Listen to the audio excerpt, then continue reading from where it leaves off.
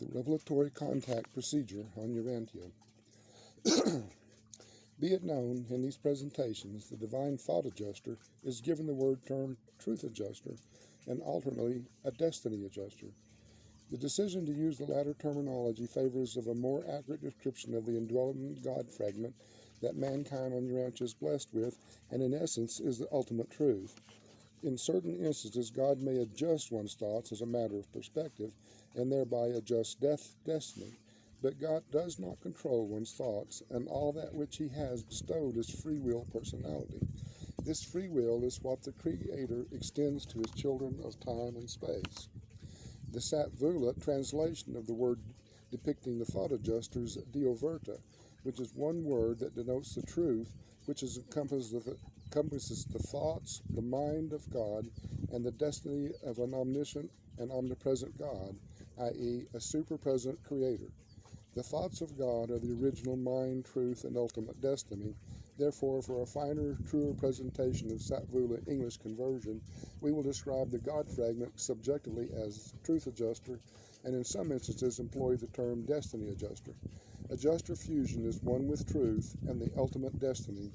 They are all one and descriptive of the same truth. We have been granted permission to clarify and reveal the revelatory contact procedure, which eludes many who read Urantia's fifth epochal revelation, originally designated the Urantia Papers of 1934 AD. We hereby present the fundamental process of this procedure. Urantia's fifth epochal revelation, also known as the Urantia Book, which was initiated by a Melchizedek during the final decade of Urantia's 19th century, under the supervision of an assigned divine counselor who also narrated the foreword of the Urantia Papers, acting on behalf of the Overton Corps of Truth Revealers. By employing a method instituted and approved by a commission of 24 qualified Overton super-universe administrators, instances of profound planetary events and life experiences were allowed to be extrapolated from specific archives contained in the Asketia Absolmata, which harbors an infinite magnitude of universe and planetary intelligence, much of which is declared confidential and privileged in current universe protocols of Nebadon. There existed inherent language barriers, and it was determined that English was ideally suited for these presentations. Newly introduced concepts having no previous expression in English would require the introduction of new word symbols, with phonetics that are easily pronounced by the English tongue. The tongues English and Dutch are most phonetically akin to Satvula, the original language of Satania, now reorganized as the language of Lanadadia. But there still existed certain logistical challenges, such as creating new word symbols which would elegantly characterize new concepts, mechanisms, and truths previously unknown to the human mind, but with effective conveyance based on established human thought patterns.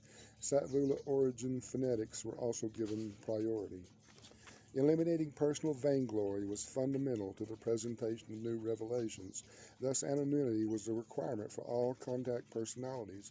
Subsequent to much scrutiny, a mandate was finally approved permitting specific content to be extrapolated from the Castia archives on Salmington and Uversa and disseminated on Urantia in English. Disclosure of the contributing authors or revelators and stating of their ranks at the end of all narratives was a mandatory stipulation.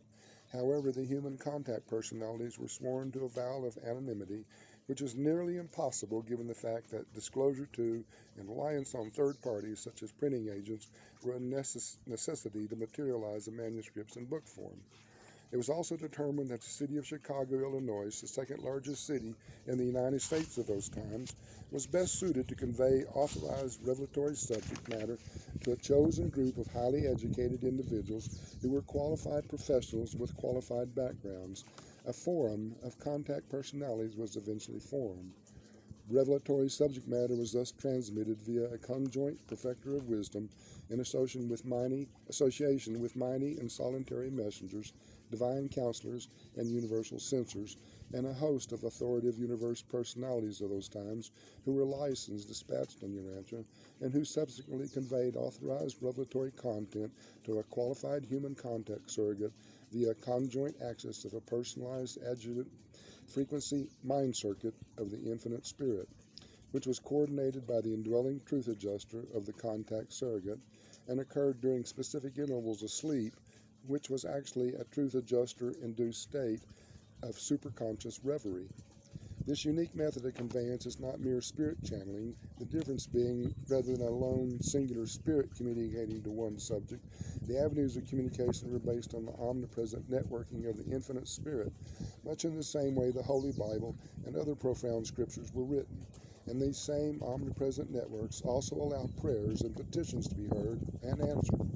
The networks of the infinite spirit are always open to seekers of truth and are the vital frequencies of communication utilized by the ministering spirits of the universe. The networks of the infinite spirit of truth are of benefit to all and will remain an eternal reality. Verbally transmitted content were thus documented by a chosen group or forum.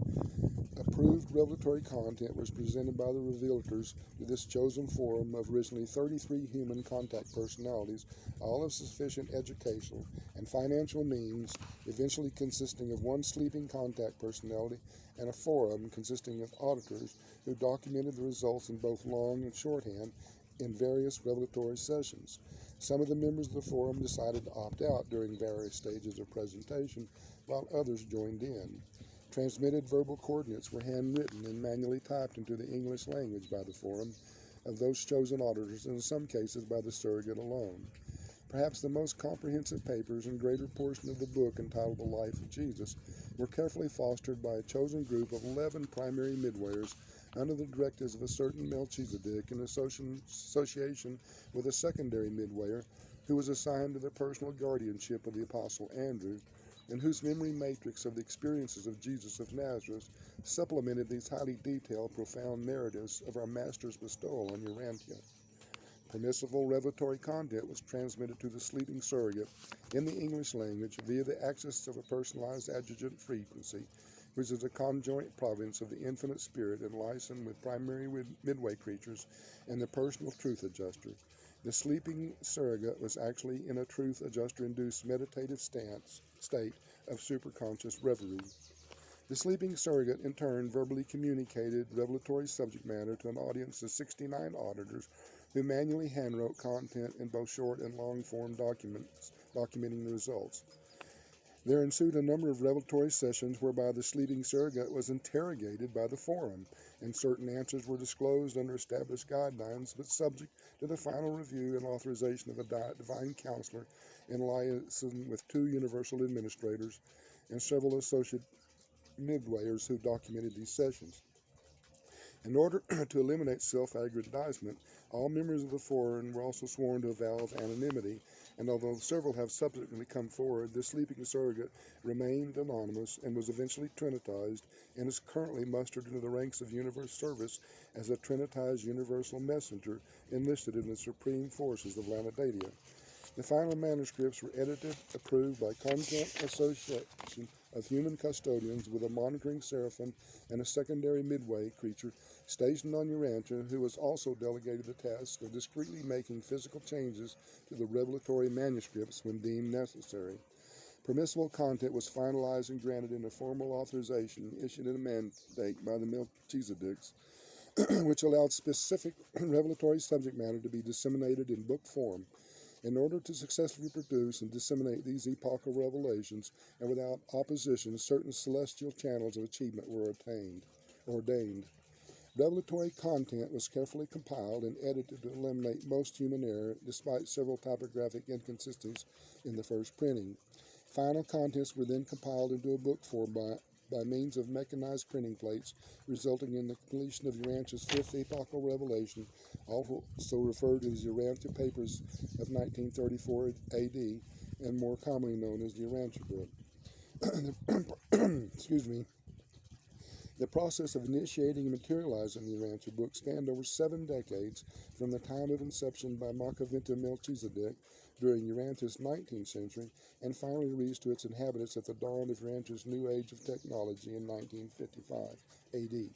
Most of the original handwritten and manually typed drafts subsequently disappeared, attributed to midway creature intervention. However, the metal printing plates remain intact and are closely guarded by trustees. There were approximately 400 humans involved in the entire process of materializing and completing the Urantia book, which was disseminated in 1955 AD by the trustees who formed the Urantia Foundation.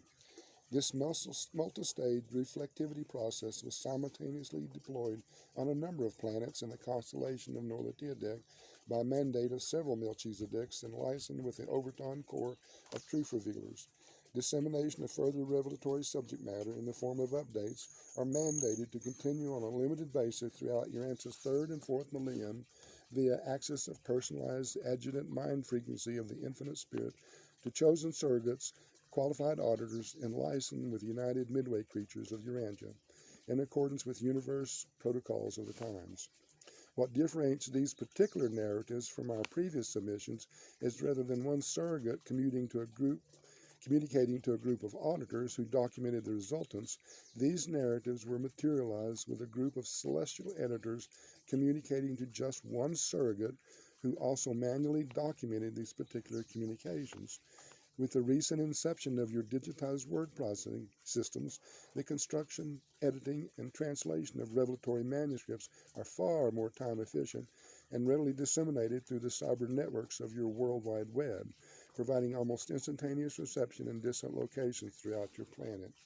A new age of even greater enlightenment will occur on Urantia when the quarantine in Urantia is finally rescinded. This singular contact personality in this particular presentation possessed only a basic high school education and originally was unaware of the particular nature and process of our mission. Although not originally well versed in the Urantia Papers, this particular contact personality was chosen on the merits of having an excellent lineage, exhibiting unshakable faith, and displaying above average receptivity skills with an intimate truth adjuster relationship, evidenced in these works, and having faithfully survived minimization in order to achieve maximum potential. Although somewhat skeptical at first, this contact personality remained receptive and became increasingly cooperative as the transmission of these narratives progressed. And my comment is that we should really thank this mortal for having the faith to bring us this beautiful information.